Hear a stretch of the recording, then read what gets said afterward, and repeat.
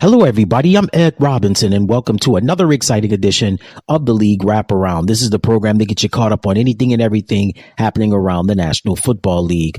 Coming up on this edition of the program, we'll preview Week 16's most important games in the National Football League, including to look at the Christmas Day games and so much more. So it's going to be a fun show. So sit back, relax, and enjoy it. And on behalf of each and every one of us, I'd like to wish you and yours a very Merry Christmas. All right, now it's time for my top three storylines. I want to start off talking about the Dallas Cowboys. After Dallas lost last week to the Buffalo Bills, all-world defensive end Micah Parsons got on his podcast and started saying that there were people out there that were rooting for the Dallas Cowboys to lose. No one wanted the Cowboys to succeed. And let me just be the first to say that. I'll say this just for a moment. I want to take a deep dive for a moment into the Dallas Cowboys. There are three professional sports organizations that are immensely popular, not just nationwide, but worldwide, and they generate a lot of money.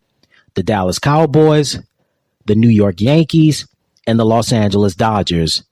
Those three teams are highly celebrated, but those three teams are also highly polarized as well. And the Dallas Cowboys, they're one of those three professional sports franchises. When the Cowboys are winning, it's big business. When they're losing, it's also big business. And it sounds like from when Micah Parsons made those comments, I don't think he realized what he was getting himself into. Think about this. As I stated earlier, you're playing for a professional sports organization that is worth a ton of money. That's number one. Number two, you have a franchise that has been scrutinized for decades. That's number two. Number three, you're playing for an owner who has a major ego and who has not only several radio shows, but also does post-game interviews after every game. So evidently, Micah Parsons did not get the memo when he got drafted to the Dallas Cowboys. It comes with the territory when you're playing for such a franchise that when they win, as I stated earlier, it's great for business. When they're losing, it's great for business. But bottom line is this: Dallas lost last week to the Buffalo Bills, and there's questions about the Cowboys. Is Dak really the one that could win an MVP this year? Then Micah goes on his podcast saying that people want Dallas to fail. They cheer for them when they're losing. It's just a whole bunch of stuff going on with the Cowboys.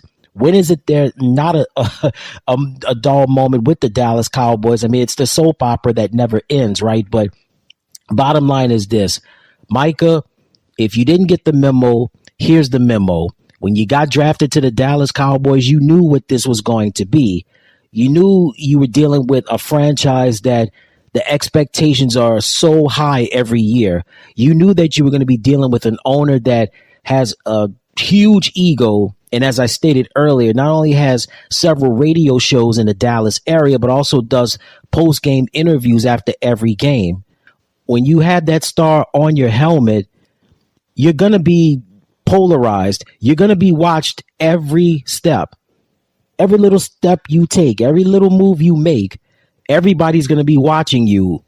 And when you have that star on your helmet representing the Dallas Cowboys, the target is going to always be on your back, no matter the circumstances. And hey, it's the way it is. And it comes with the territory when you're playing for a franchise like the Dallas Cowboys.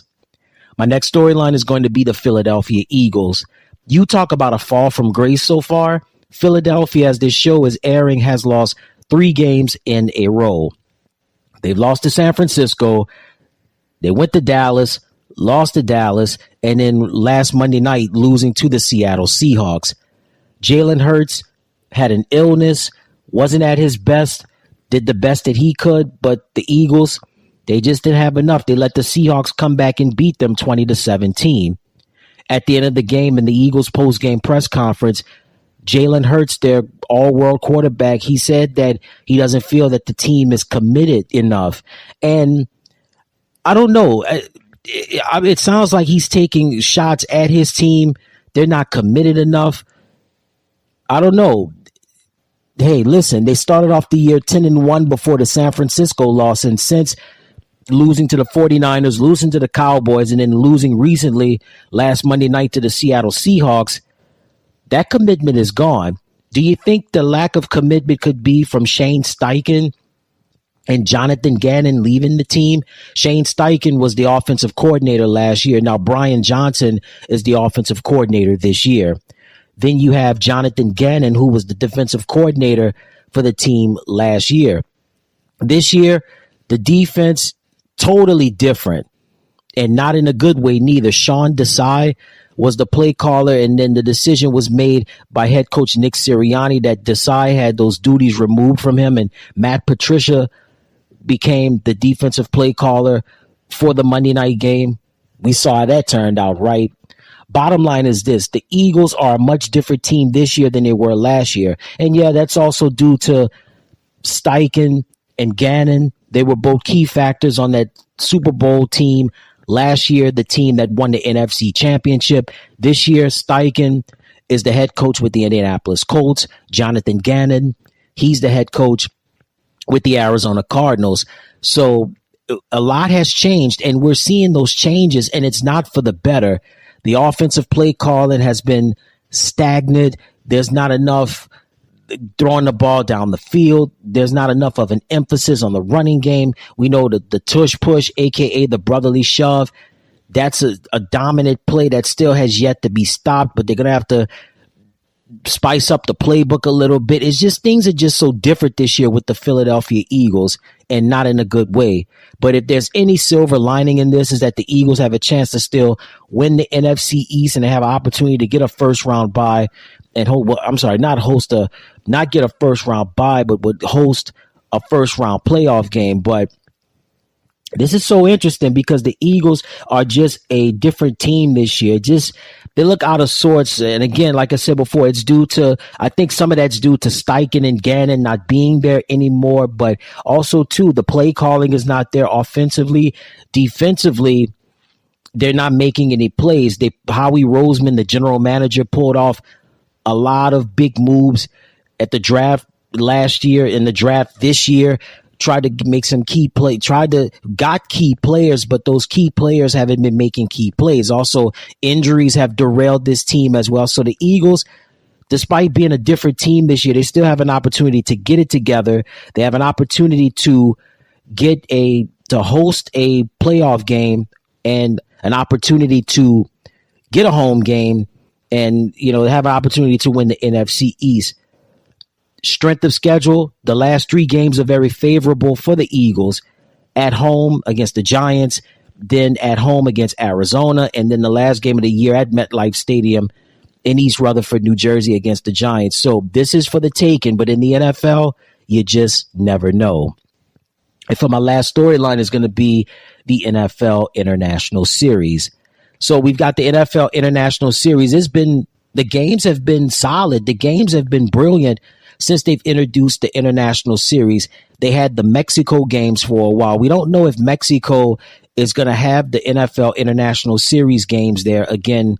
Maybe they'll get more games in the near future, but consistently we've seen London and we've seen Germany have their share of some solid games as a part of the NFL International Series. Well, guess what? You can add another city, Sao Paulo in Brazil. Yeah, starting next year, the NFL will have an International Series game in Brazil, in Sao Paulo to be exact. When you think of Brazil, you think of Rio de Janeiro, but you also think of a city that's very busy and very vibrant, and the economy there is vibrant in that country of Brazil, and Sao Paulo is going to get in the mix as they'll host an NFL international game in 2024.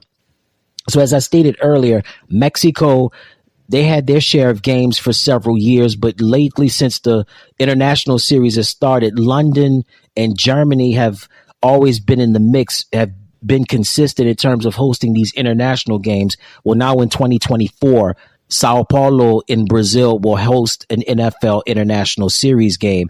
And we know how international the NBA is. We know how international Major League Baseball and NHL is. But the NFL is continuing to grow and expand its global mark. So this will be good for Brazilians. Of course, Brazilians, they love their soccer and they love their NBA.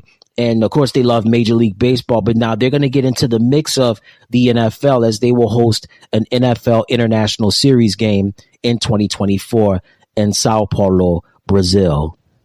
All right, now it's time to preview Week 16's most important games in the NFL.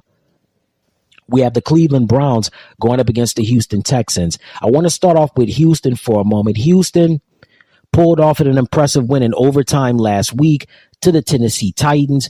C.J. Stroud was hurt the week before against the New York Jets. He will not play in this game due to a concussion. So Case Keenum is going to get the start again for this game coming up against the Cleveland Browns.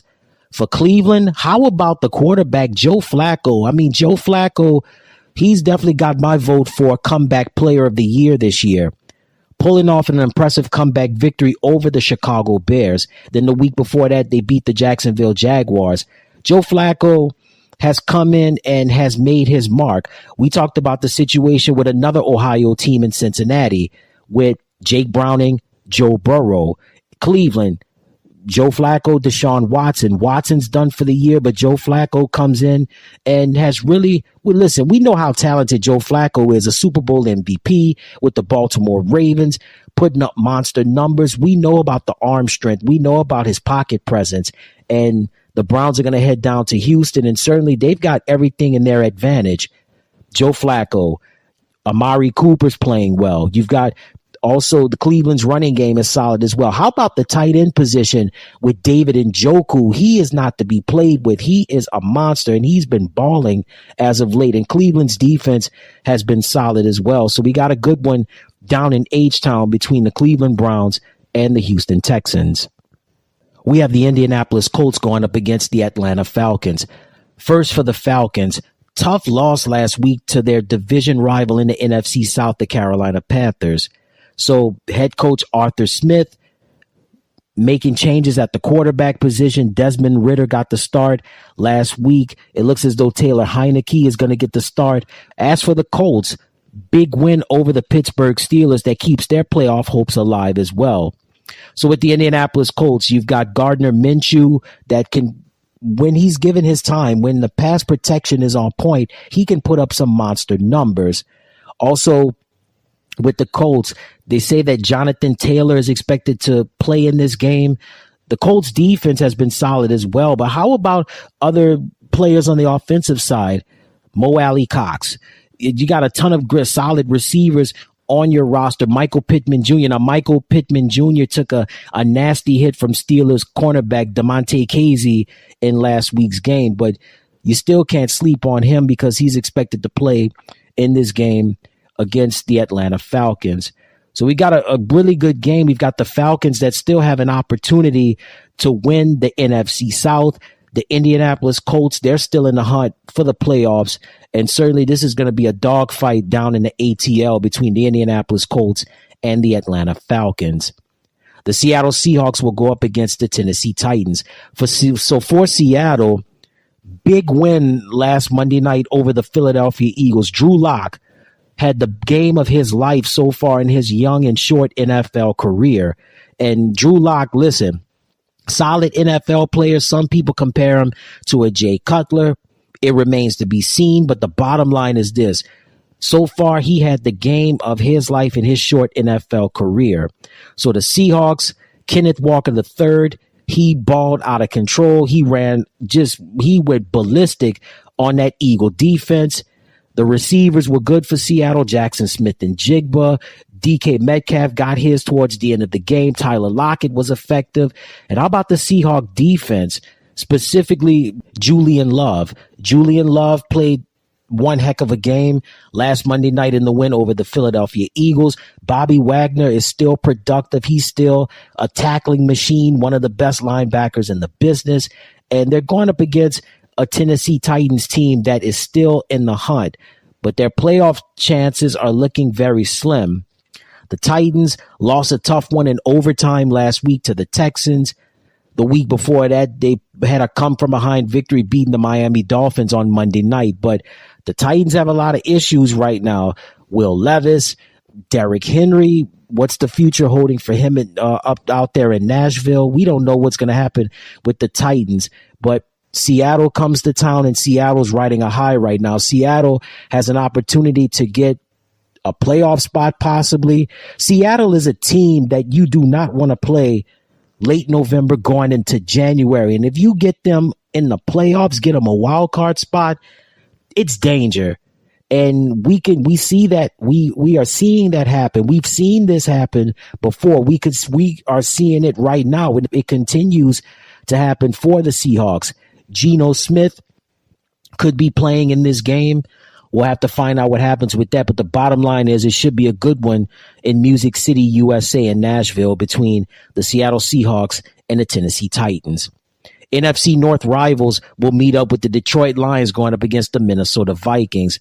First for Detroit. Detroit, you know what their MO is all about, right? Jared Goff, Sam Laporta, Amon-Ra St. Brown, Josh Reynolds, Jahmyr Gibbs, David Montgomery. And guess what? The Lions just cut a rug on the Denver Broncos last Saturday night. Everybody was clicking on all cylinders from the offense to the defensive side. So the Lions handled their business, no problems. Dan Campbell, he's got his team back on track. And they're going to be going up against the Minnesota Vikings, a team that lost a tough one in overtime last week to the Cincinnati Bengals. The week before that, they beat the Las Vegas Raiders 3-0. So the Vikings have issues at the quarterback position. Nick Mullins will remain the starting quarterback. Justin Jefferson came back in the game against the Cincinnati Bengals. He was solid, but they're going to need more. They're going to need more because they're going to be going up against a team that most likely is going to win the NFC North, and they are just balling on both sides of the ball. And the Vikings, again, they're still in the hunt. They are still in the hunt. They're fighting for their playoff lives right now. And again, at the quarterback position, Nick Mullins, he's gonna have to go in a shootout against Jared Goff because we know Detroit doesn't mind throwing the ball, right? We've seen it all season long. Minnesota may have to do that in order to take down their division rival. So it's going to be a good one in Minneapolis between the Detroit Lions and the Minnesota Vikings. The Jacksonville Jaguars go up against the Tampa Bay Buccaneers. So we have the Battle of Florida. We have North Florida going up against South Florida. And as far as the Jaguars are concerned, listen, they've had their struggles as of late. Trevor Lawrence in the concussion protocol. They'll monitor him. He may play in this game against Tampa Bay, but Jacksonville, they couldn't get anything going on the offensive side against the Baltimore Ravens, losing on that tough one on Sunday night. And then the week before that, losing to the Cleveland Browns in a tough game. And then the week before that, losing in overtime to the Cincinnati Bengals. So the Jaguars are having their growing pains right now. As I stated earlier, quarterback Trevor Lawrence is in a concussion protocol. As for the Buccaneers, they're on a roll right now. And the other two teams in their division, the New Orleans Saints and the Atlanta Falcons, those two teams have a chance to win the NFC South, where you can add the Tampa Bay Buccaneers to that list as well. The Bucs, they're currently the first place leaders in the NFC South as this show is airing, and they control their own destiny right now.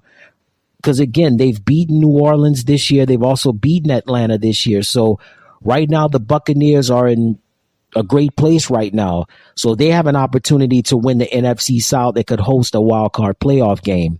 Very impressive beating the Green Bay Packers last week. And then the Buccaneers also they beat their division rival, the Atlanta Falcons, last week. And then the week before that, they would beat the Carolina Panthers. So Tampa Bay, they've got a lot going on for them. Defensively, they're playing solid. Offensively, they're looking great. How about Rachaad White at the running back position? He's been good as of late. Also, you know what Mike Evans and Chris Godwin bring to the table. How about Baker Mayfield? Again, Baker Mayfield, I mentioned about Joe Flacco being a candidate for comeback player of the year. You can put Baker's name in there as well because he's been balling, especially these last several games. So it's going to be a good one down in South Florida and Tampa with the Jacksonville Jaguars going up against the Tampa Bay Buccaneers. We have the Dallas Cowboys going up against the Miami Dolphins. First for the Cowboys. So the Cowboys were embarrassed by the Buffalo Bills last week. Dak Prescott had no answers on the offensive side to take down that Buffalo defense. Both sides of the ball just had no answers for the Buffalo Bills. And as far as the Miami Dolphins are concerned, listen, the Dolphins, they dismantled the New York Jets. No Tyreek, no problem. Tua handled his business. Tua Tagovailoa, that is, handled his business, hooking up with Jalen Waddle. Of course, Raheem Mostert did his thing in the running game. Defensively, Miami was sharp, and Miami is riding a big high right now. And Dallas on Christmas Eve, they're going to have a tough time down in South Florida, down in Miami against the Dolphins. Tyreek Hill, there's a chance that he may play. We'll see what happens, but whether we have Tyreek or not, Tua Tagovailoa, he's got the weapons. He's got Jalen Waddle. He's got Raheem Mostert. He's got a nice supporting cast that is definitely not scared of Dallas's defense. Dallas, again, the soap opera that never ends. Micah Parsons during the week went on his podcast, said that people want the Dallas Cowboys to lose. They want Dallas to fail. And I don't know, as I stated earlier in the show, you play for an organization like that, when you have that star on that helmet, it calls for a lot, and you got to be prepared. If you don't know, now you know, in the words of the notorious B.I.G. And certainly Micah Parsons, he now knows that when you play for an organization, right, that you got to deliver week in and week out. And the Cowboys, they failed to deliver last week against the Buffalo Bills. They're going to have to deliver down in South Florida in Miami, as we have the Dallas Cowboys taking on the Miami Dolphins. We have the Christmas Eve night game, the New England Patriots going up against the Denver Broncos. Let's start off for New England. New England, tough year for them. New England just, I don't know what more can you say about them. They had issues all year long at the quarterback position. They thought Mac Jones would be the one. He wasn't the one. Out goes Mac, in comes Bailey Zappi. There's been flashes, but nothing fancy.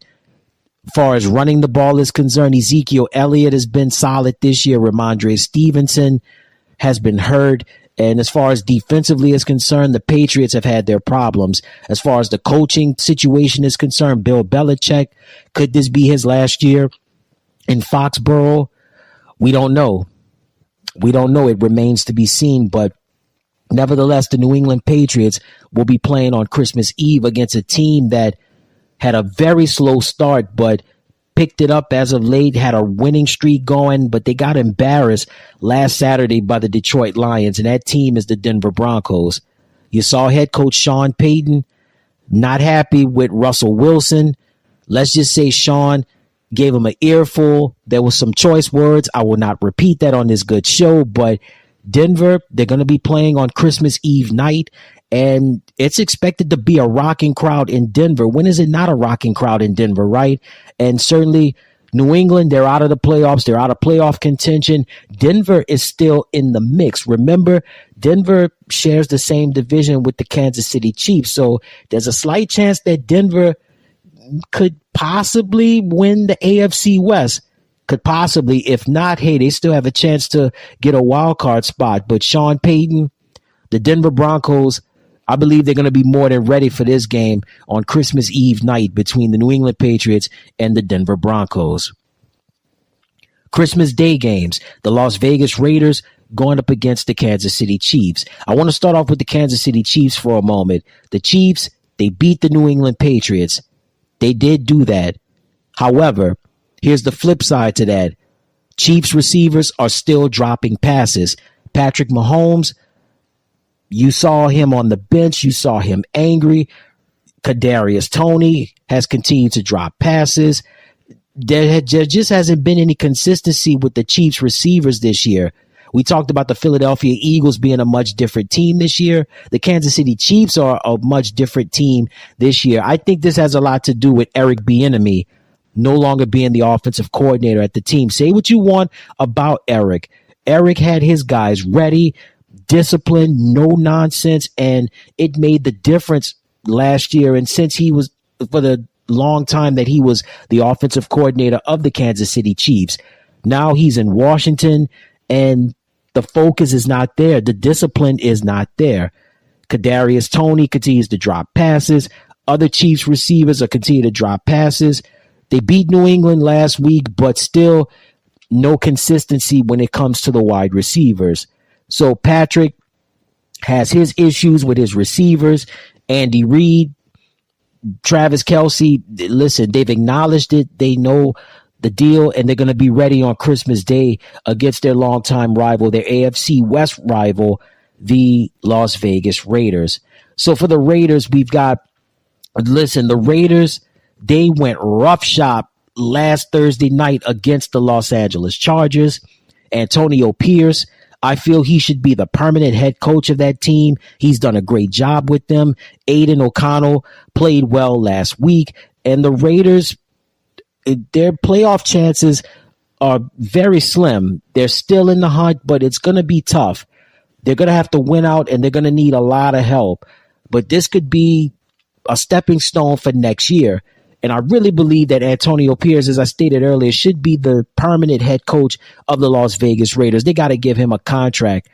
But this is going to be a great game. I mean, listen, this is Christmas Day.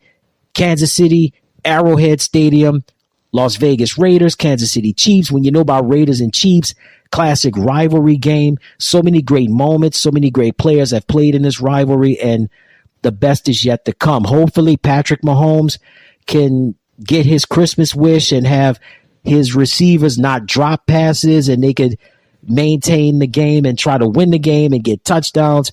Or the Raiders may get their Christmas gift with Antonio Pierce, still the interim head coach, stealing a victory on Christmas Day instead of giving the Chiefs some nice gifts or maybe some Yuletide carols. They may give them a lump of coal. Who knows? But it should be a good game between the Raiders and the Chiefs. Continuing the Christmas Day action, we have the New York Giants going up against the Philadelphia Eagles.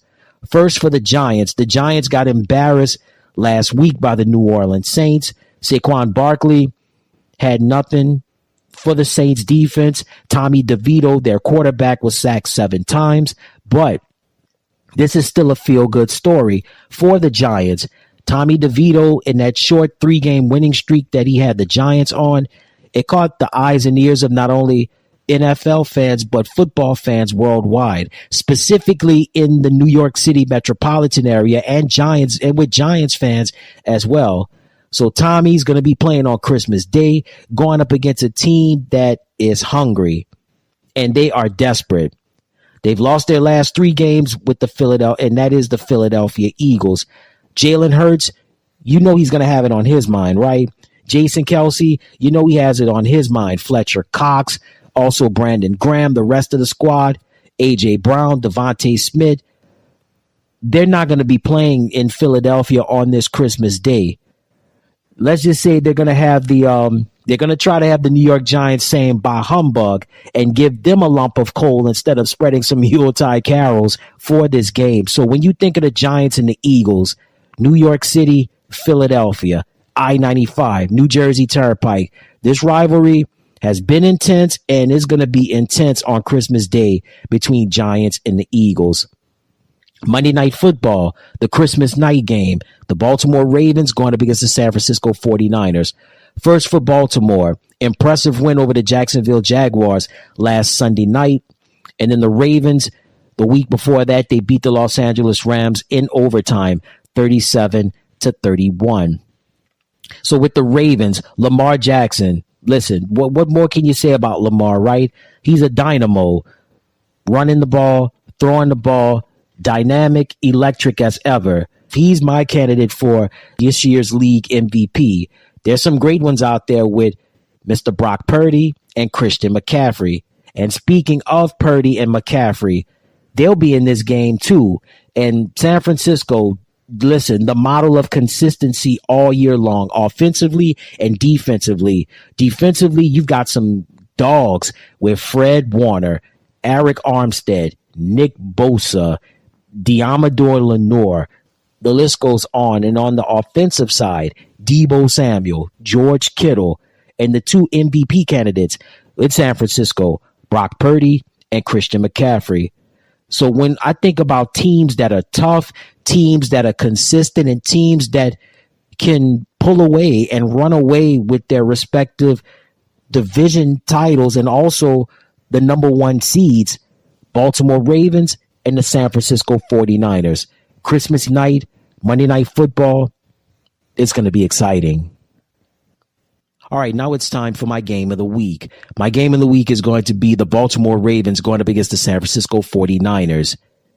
These two teams have played each other only 7 times, but Baltimore leads the series 5-2.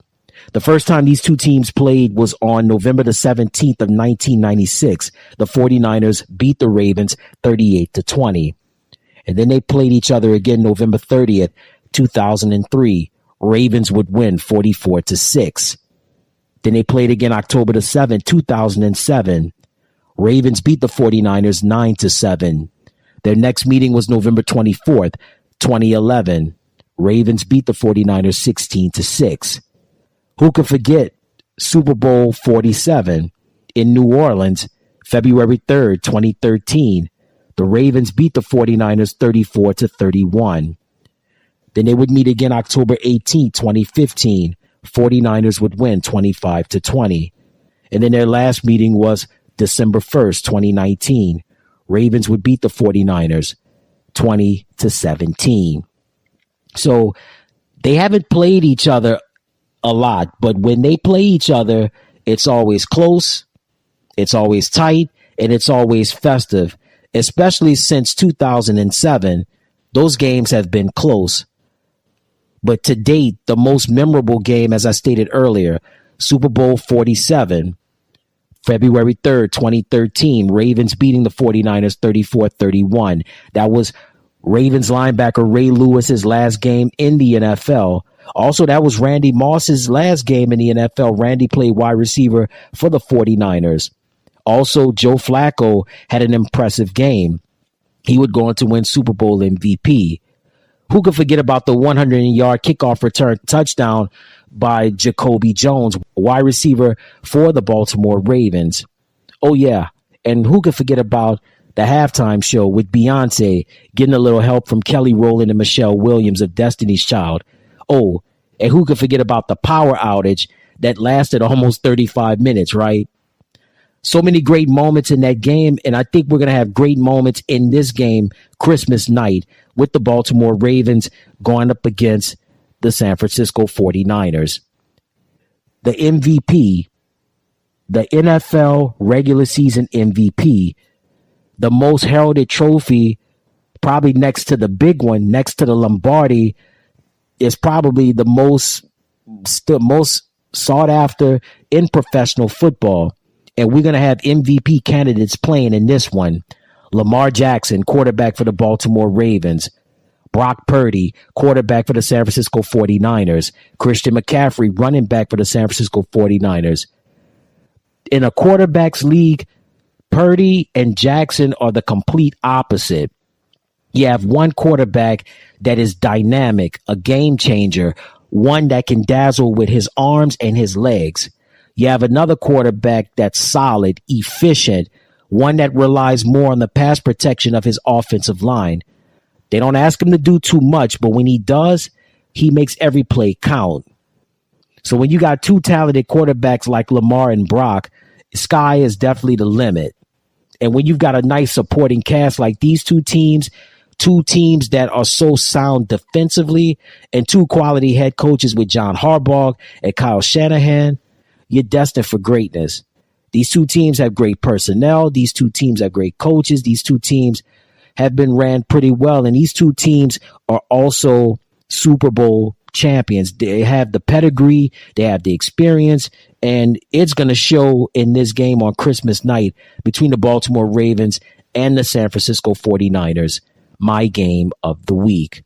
All right, before we get on out of here, I want to give you my picks on who I think will win Week 16's most important games in the NFL. The Cleveland Browns going up against the Houston Texans. I like Cleveland to win. The Indianapolis Colts going up against the Atlanta Falcons. I like Indianapolis to win. The Seattle Seahawks going up against the Tennessee Titans. I like Seattle to win. The Detroit Lions going up against the Minnesota Vikings. I like Detroit to win. The Jacksonville Jaguars going up against the Tampa Bay Buccaneers. I like Tampa Bay to win. The Dallas Cowboys going up against the Miami Dolphins. I like Miami to win. The New England Patriots going up against the Denver Broncos. I like Denver to win. The Las Vegas Raiders going up against the Kansas City Chiefs. I like Kansas City to win. The New York Giants going up against the Philadelphia Eagles. I like the Eagles to bounce back. Monday Night Football, the Baltimore Ravens going up against the San Francisco 49ers. I like Baltimore to win. So again, my picks are Cleveland, Indianapolis, Seattle, Detroit, Tampa Bay, Miami, Denver, Kansas City, Philadelphia, and Baltimore. And there you have it. That's going to do it for another exciting edition of the League Wraparound. Until next time, everybody, I'm Ed Robinson saying so long. And on behalf of each and every one of us, I'd like to wish you and yours a very Merry Christmas. Till next time, so long, everyone.